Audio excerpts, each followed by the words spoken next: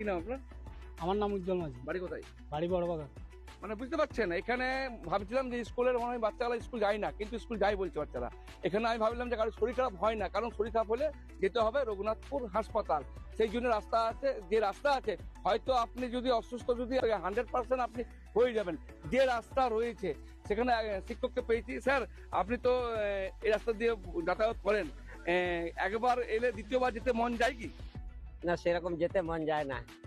মানে এটা কতদিন ধরে আছে রাস্তাটা?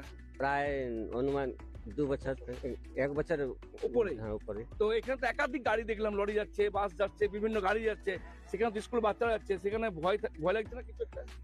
ভয়ার্থপূর্ণ মানসিকতা নিয়েই তো আমাদের যেতে হচ্ছে, কারণ যে সমস্ত কর্তব্য কর্মগুলো আছে সেগুলো তো আমাদের প্রতিনিয়ত করতে হয়।